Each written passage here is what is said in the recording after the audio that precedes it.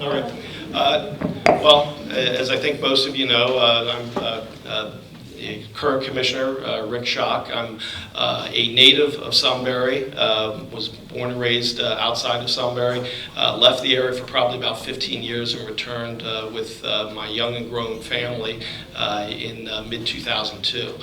I'm an attorney here in Sunbury. I've been a commissioner for the last 4 years, and I have a family with 4 children, 2 boys, 2 girls, and my lovely wife Paula, who unfortunately has to run and take care of all of that and corral all of them when I'm off doing things like this. But thank God for that, because I wouldn't be able to do all these things if it wasn't for her.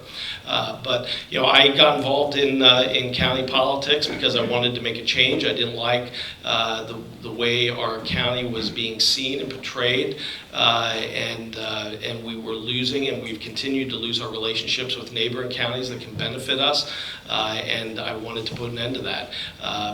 I've certainly run into my share of resistance. I'm looking forward to hopefully a future where we have a more collaborative effort and the focus is less on the individual than the group and the county and the tasks at hand. Hello, my name is Sam Chicatano. I'm a lifelong resident of Northumberland County. I grew up in the Shamokin, Cole Township area. I graduated from Shamokin High School in 1972. Went on to college at Lycoming College and graduated in 1976 and played football under Coach Frank Girardi, who I'm very proud that I was able to get to be a mentor for me. I went on and was hired at Shamokin Area High School as a teacher and also as a coach, and taught there for 36 years. I coached at many different schools, including Shikellamy, Our Lady of Lourdes, and Milton High School, and I'm still actually coaching at this time. Really enjoy working with people. I was a member of Mother Cabrini Church, Ferndale Gun Club, and one of the things I'm real proud of is I was the president of a teachers union for 6 years and a vice president for 1 year. And in that time, we negotiated 2 contracts without any type of incident as even a thought of a strike or anything like that, because I think we got along well with the administration, got along with the teachers, and got along with the school board, and that's what I hope to bring to our county government. Good evening, I'm Kim Best. George Zalier and I are deeply grateful for the press and the public tonight and your interest in this race. I'm here and I'm running because I believe in Northumberland County, and I have a vision that I want to share with you. I see Northumberland County being respected again by its neighbors. I see it running responsibly. I see us earning the trust for elected officials once again. I don't want to spend a lot of time on my resume or rehashing the last 4 years. What I want to do is invite you to look forward with me to the next 4 years, to where my partner and I tackle blight in our neighborhoods.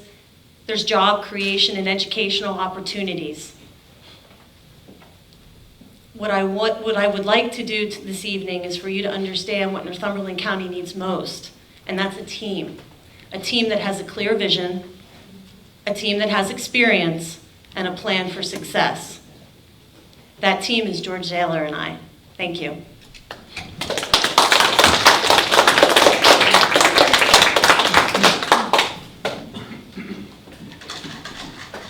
Hi, I'm George. In the last 16 years, I've been a municipal official. I've learned that good government comes from one thing, and that's teamwork. After the last 4 years, I think we can all agree that teamwork hasn't been there. Kim Best and myself are committed to teamwork and commitment.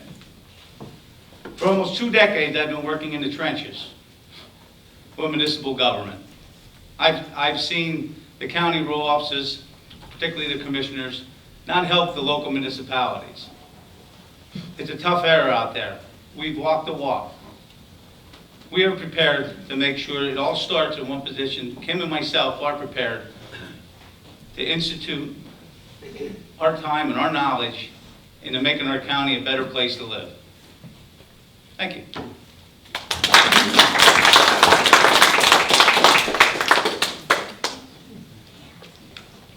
I'm Bill Schambach. I've been in this area for 54 years in business. I have several businesses. My wife had a business. And we cover about 7 counties with our business. And I do a lot of work out in the cold regions where I really built my business up over the years. And now... Pull the microphone in a little bit, Bill. Okay. Better? No. That's better now. Where's Slade Shrek? Now it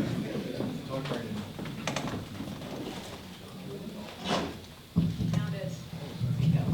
Okay, now I'm Bill Shambach.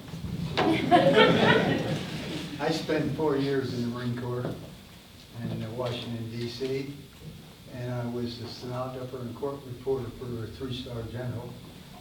And of course, I got to work at the headquarters of Marine Corps Navy and the Pentagon and the Senate office building. So I have a little experience, and then I got involved with government contracts after I got out of the Marine Corps, and that's what led me on to my own business in the cleaning business and real estate and that was my whole secret of being successful, to be honest with you.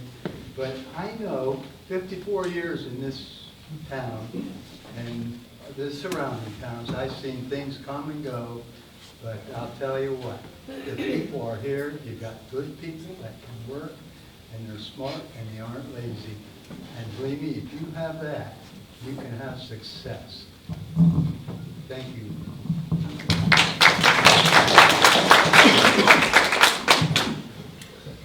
Hi, I'm Ed Quiggle Jr. I'm the constable, elected constable of Sunbury's 9th Ward. I'm a champion of liberty and the Constitution. I reject the notion that we have to raise taxes. I believe the two major parties have failed us, and I believe our past commissioners are an example of that. I've been involved in political activism for over a decade. I'm on the national leadership team and an advisor to the Solutions Institute, and I'm also the state coordinator for People Against the NDAA.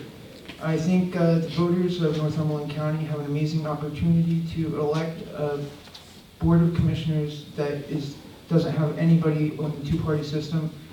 And as I said, the two-party system has failed us. It's time for an alternative.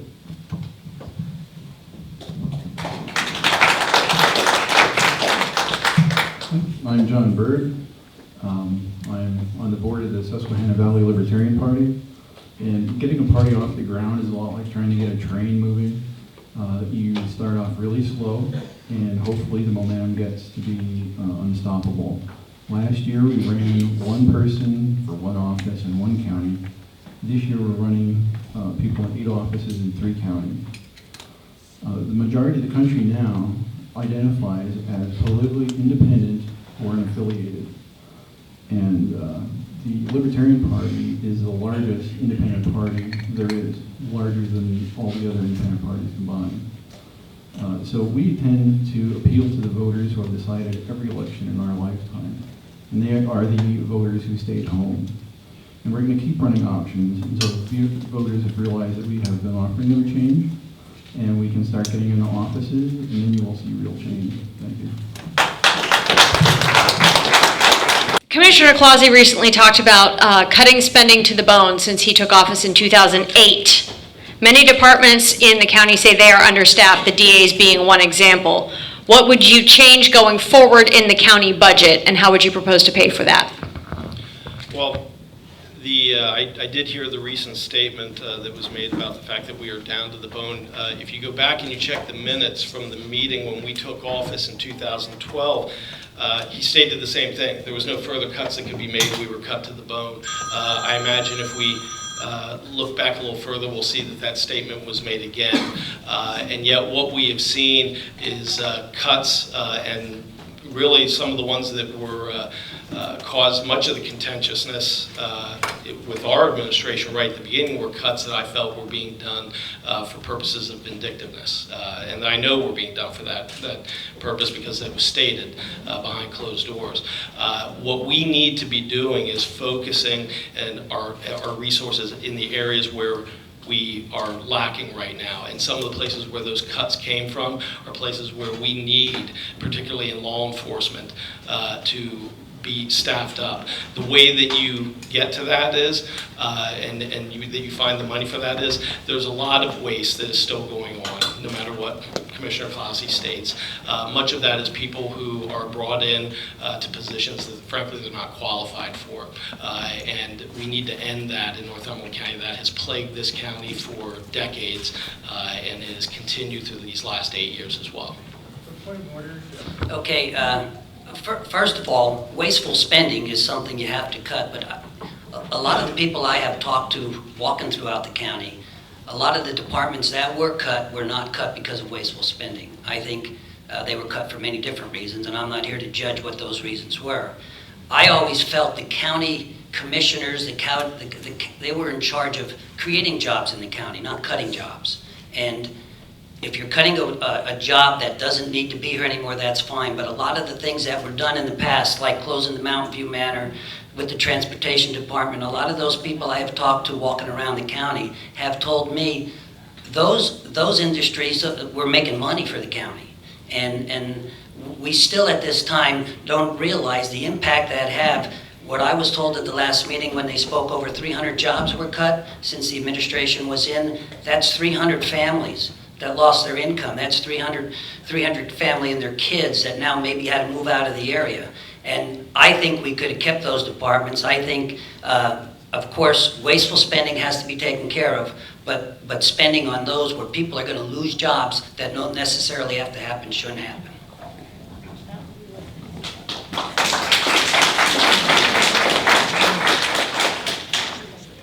The number one responsibility of any elected commissioner is to run and effectively manage human services and the courts. I don't agree that there's waste in Northumberland County. All the waste was rooted out. You see, I was part of that in 2009. There were just over 1,100 jobs.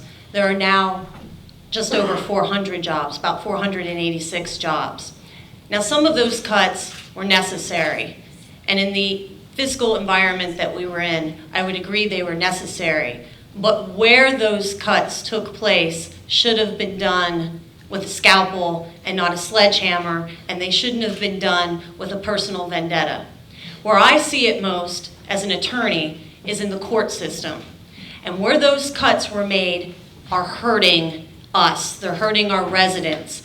When the district attorney's office can't manage their caseload and we have criminals walking the streets because they have a caseload that as an attorney, if I had, would be malpractice, that isn't efficient government.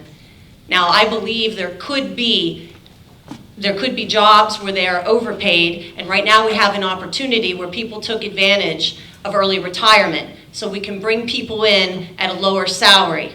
But I believe we should replace some of these essential jobs for all of us. It's our responsibility. And we need to take an honest look at the budget. Every year, the commissioners told us that they needed to make cuts, and every year they patted themselves on the back and said we have a surplus. Okay, time. Thank you.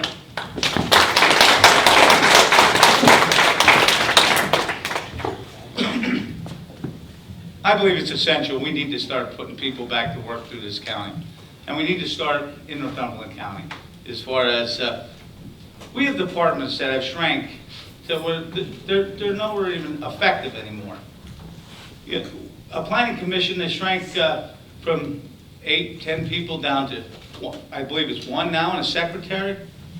You know, that is part of the backbone of our county. That is where our start. That's where our grants, that's where our effectiveness starts. Whether it becomes to any type of economic development or any type of services that are put out among the whole county. And that's just one example at which we'll fall through with all the other ones. We need to effectively look through it. And yes, there's always a concern of paying for it. I get that. But we're going to have to work through our budget and get to a point where we put these these jobs in place and we start making effective government where we turn around in the planning commission and we start making an investment back into our community, they will start paying for themselves. And we can start growing our community and we can fix our communities. Thank you.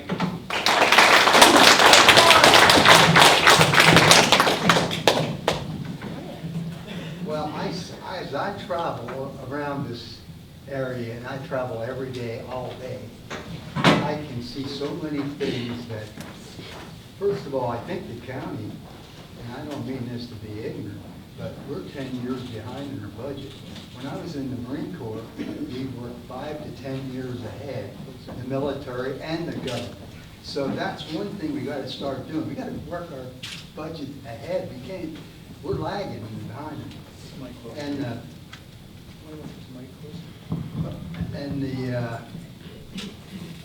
Some of the other things I've seen, and I don't know, is when I was in the service, we had a carpool.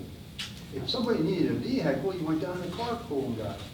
I see so many vehicles, and I don't know if we're using them.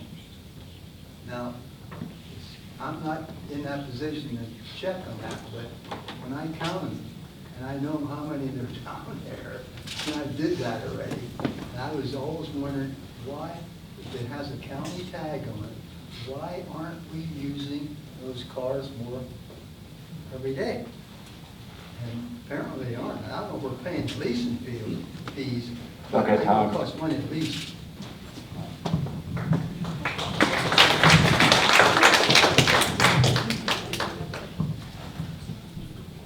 Well, I disagree with Commissioner Clausy when he says there's no more spending to cut. I mean, if you look at the expenses of the commissioners, there's almost $500,000 there. I also think we can cut some with the prison. Obviously, we're going to need to repair or build a new prison, but I think we can reduce prison costs by utilizing alternatives to incarceration, things such as house arrest, reporting centers, and just not jailing nonviolent offenders. I think we can cut spending that way and hopefully cut taxes.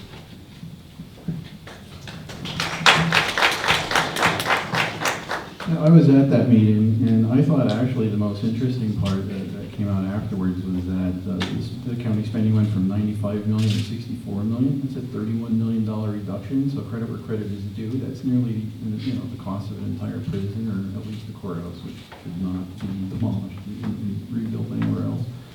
But, government jobs are overhead to an economy. But government doesn't create jobs. It should be cooperative and facilitating. The corporate world is competitive, and government should be trying to help find areas where people can cooperate. And hopefully you can get into that with some of the educational opportunities in this area.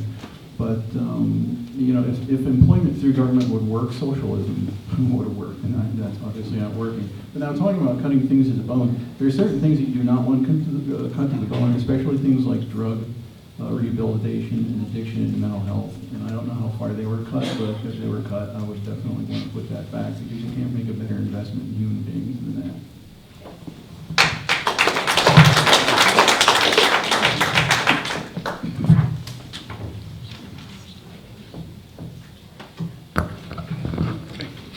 We'll move on to a topic that I think is probably on everybody's mind, and that's the prison. If you could each outline what you would like to see happen, and I know that in some people's minds the horse has already left the barn, but assuming that you could start from scratch when you get into office, if you get into office, tell us what you would like to see happen with the county prison.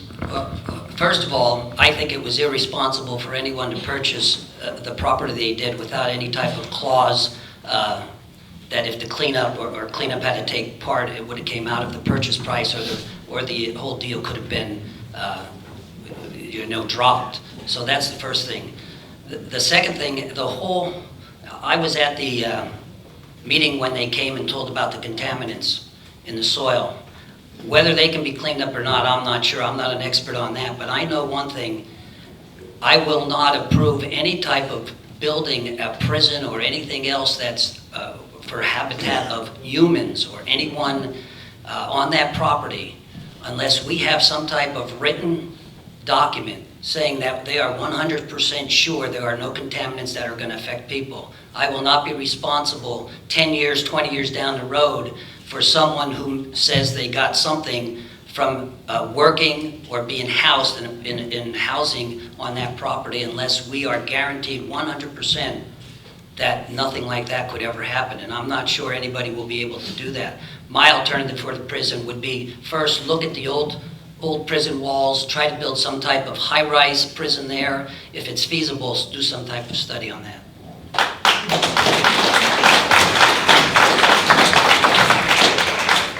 Opinion is that the old facility, as beautiful and historic as it is not feasible.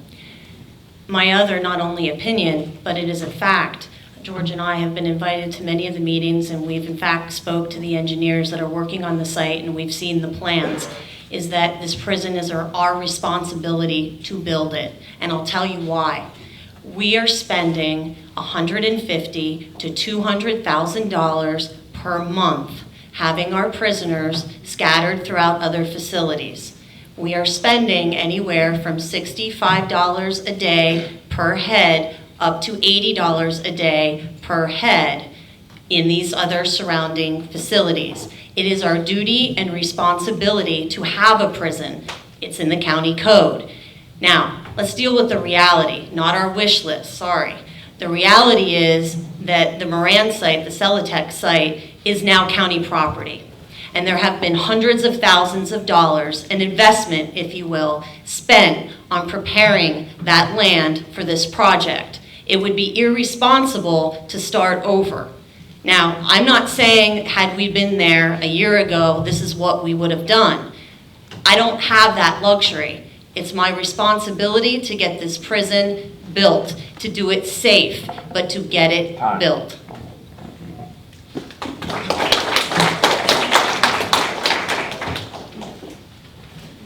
For years and decades, and furthermore on that, boards change. You would inherit a lot from previous boards. So you have to roll your sleeves up and you have to work with it. Not to say that that would have been my specific spot itself, I don't know that. But the current board has picked that right now, whether I agree on it or don't agree on it. Like my partner Deco, it is purchased. There's millions of dollars that are spent on that property and the amount of work that's there. We need to move forward to this option, but we have to make sure that we do build an effective prison. We need to have something in place there as far as that we can house and be ready for the problems that are going to happen to our surrounding counties. That's going to happen. We were first on the list. Our sister counties have the same type of prisons that we have, and it's going to be up. So why don't we use this as a learning experience and make sure that we can be in the driver's seat, and instead of spending that money out, be more on the collection portion of it so it's not a burden on our taxpayers.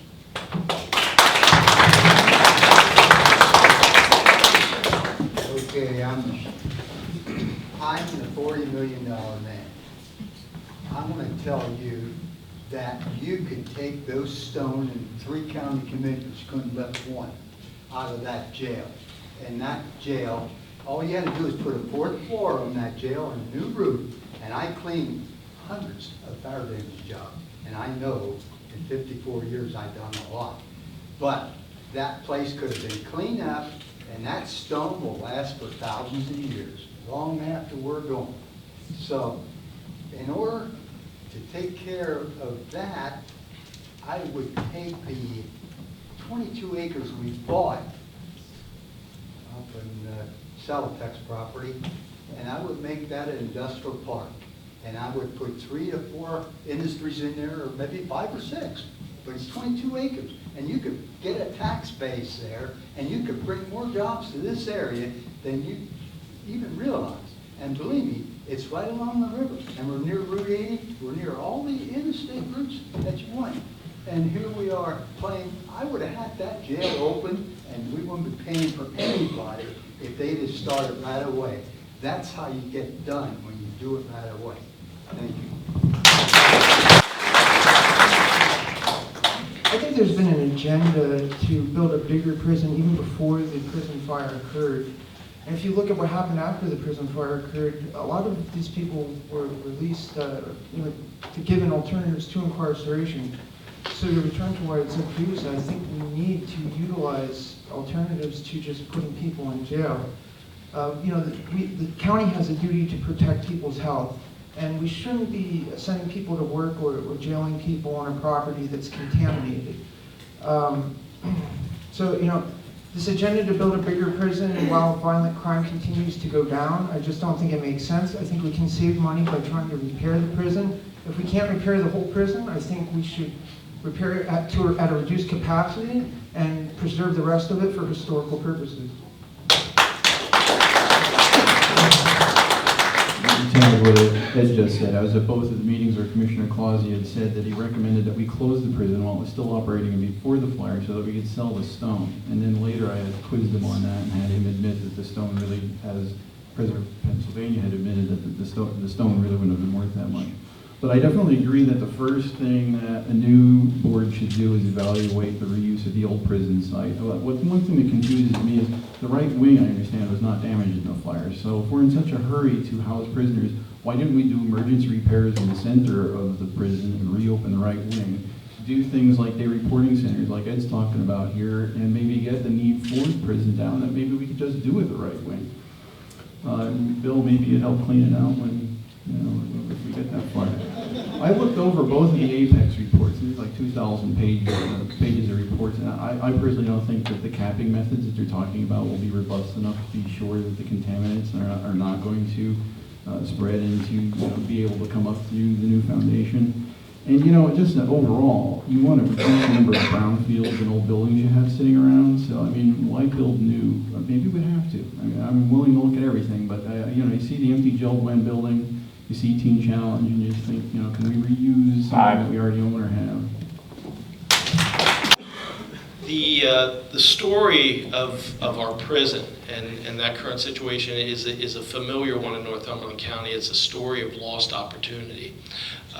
When that prison burned, we had an opportunity to take a look at how we handle corrections overall in Northumberland County with an eye to investing rather than overly investing in the old way of doing things, which is warehousing people in a traditional prison facility, which has proven to not work. It's just a revolving door. The recidivism rate is around 70% or something like that, to starting to invest in newer ways of doing things, such as day reporting centers, work release centers. You still have to have a base prison as well, but as particularly at the county level, the vast majority of the people who are in our county prisons are there because of a combination of substance abuse issues and resulting crimes because of those dependencies and mental health issues.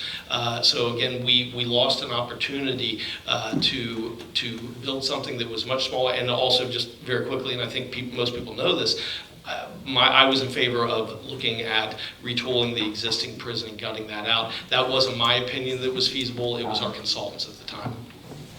It is a part-time job. And that's from the card, not my own commentary. I disagree that it is a part-time job. I've been working for the county for 12 years. There's very little county jobs that are part-time jobs. They demand every hour of your attention. You don't have the opportunity to vote for a salary increase the way the law is written, and unfortunately our salaries were chosen for us by the board that preceded us.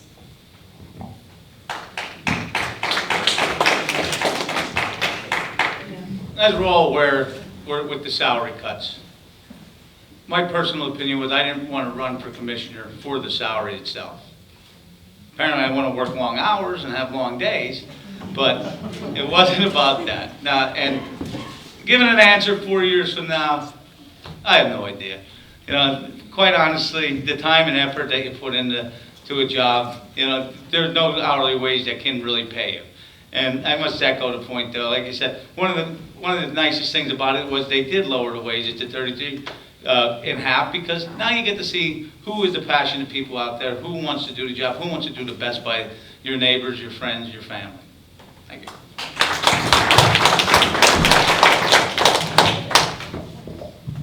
Well, I had one thing in mind, and that was 40-hour week. And I never worked less than 40 hours. So therefore, I was gonna be a full-time commissioner. I was gonna be there every day. I go by that building every day to my business, and I'm out of there at 7:30. I have the rest of the day. I can work, hours. And working on the budget, I did a lot of that in the Marine Corps lately. 300,000 troops.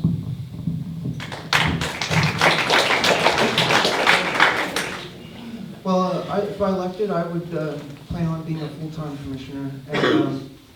And I would look at each salary that was cut. I think we do want to encourage good people to step forward, but I think that something like a commissioner, it's a public service.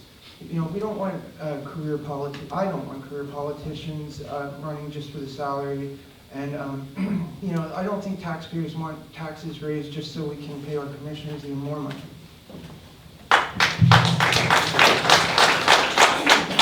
Well, the reason to pay anything more is to try to attract more qualified people, and they cut the pay in half. And look at all the qualified people that now want the job. And maybe they should cut it in half again. No, I wouldn't vote to raise it. I wouldn't vote to cut it in half again. It should stay there. But I hope that people understand that until the prison is open, we'll be busy and earning every penny. And I think the question was whether or not after 4 years, because every 4 years the commissioners have an opportunity to look at salaries, not just for the commissioners' offices, but the row officers as well. And what I would tell you is that I think that myself and I would ask the other commissioners who are on that board to take a look at what the salaries are, what the demands of the positions were. Everybody who ends up getting through in this race will have an opportunity to see the hours involved, the commitment involved, and to know, have some idea of what a salary might be that would attract people to the position and make sure that you get people that are willing to make that time commitment. Because I am here to tell you, it's not a full-time job, it's not a part-time job, it's an all-the-time job. Because when you're, you see people on the weekends, you see people, I get phone calls late at night. It's part of your life, and you can just ask my 9-year-old who refuses to go to the grocery store with me anymore because what should take 10 minutes takes an hour and a half because people want to talk to you. They want to talk to you about their issues and have you address them.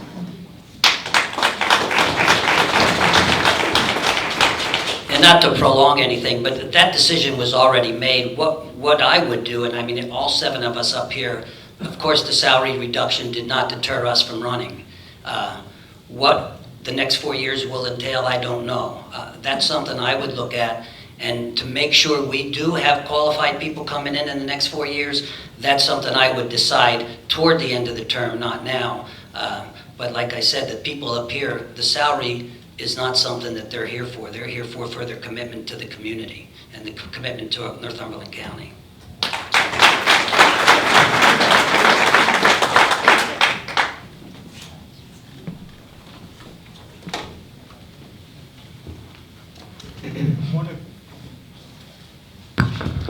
One of the issues that came up over the last couple of years was with the 911 dispatching, particularly as it relates to the northern end of the county, which is handled by Union County. And I know there was some feelings among some of the responders from the northern end that as all this was going on, several of the commissioners who were in office did not even consult them or take an interest in finding out exactly how things worked for them in the northern end. The question to each of you is kind of twofold. First of all, what are your long-range vision and plans for 911, and would you take the time to consult with the responders themselves, particularly in the northern end, who know specifically how the dispatching works in that end of the county?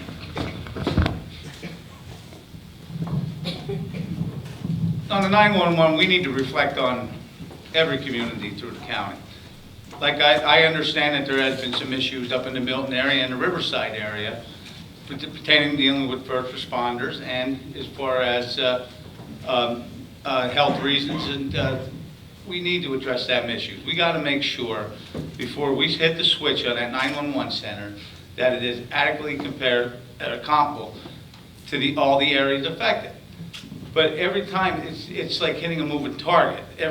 Of the people I've talked to through the area that are first responders and such, and even at the local level.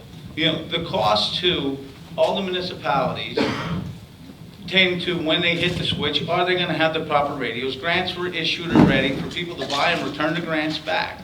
You know, it's an issue we need to address, and we need to address it quickly. And as far as dealing with the northern, we must make sure that there is adequate care to these upper northern regions, and as far as Riverside, to make sure there's adequate pickup. Thank you.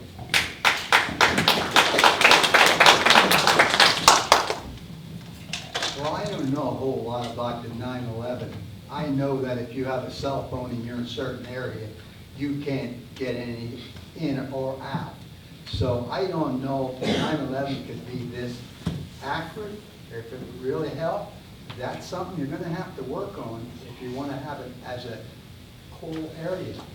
And right now, cell phone areas, there's a lot of dead areas. So if you want to get to 911, you better make sure you're dialing 911. But other than that, I would be willing to do it, but it would have to be precise.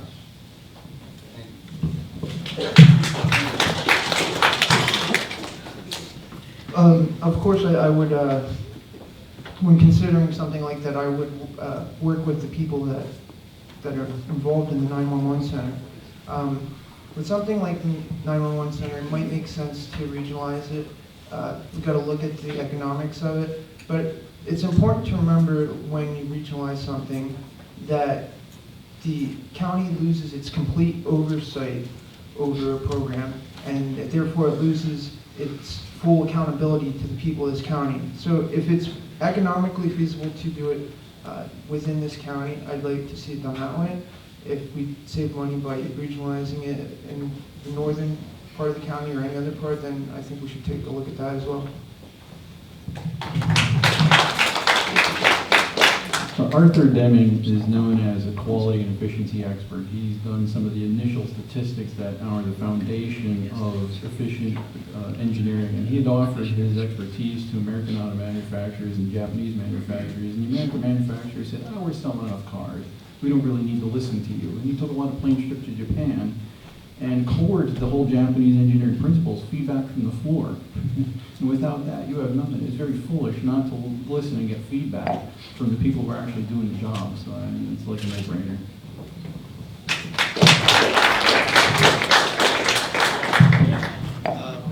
I was one of the commissioners who did take the time to talk with folks up on the northern end. Very early on, I had many conversations with both the elected officials up there, but also the members of the Warrior Run Fire Department. In fact, I spent probably about 3-4 hours in an SUV with Mark Burrows, the head of the Warrior Run Fire Department, traveling all around the northern end into the 3 counties, and to get a full sense and appreciation of the issue they were dealing with and why it makes so much sense to have that area dispatched where it was out of Union County. But even beyond that, it made financial sense for Union County to continue to dispatch, and that was something that just was disregarded.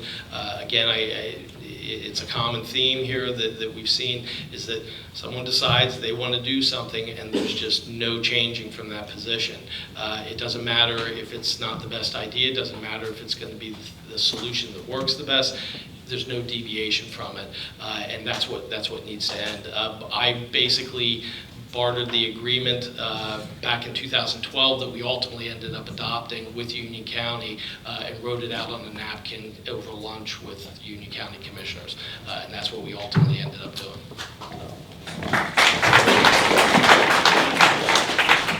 This is another issue that I feel lives are at stake. I mean, the people up in the northern end are worried about any type of call that they make being done as soon and as quickly as possible. Now, I'm not an expert on 911. That's why you need to call in people.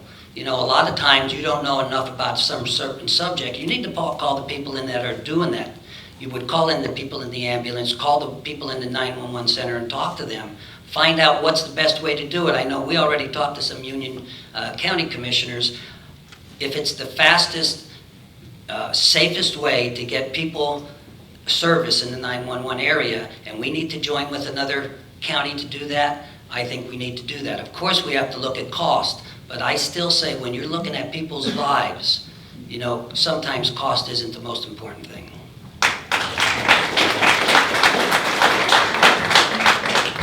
911 is an area that I would give serious consideration to regionalization.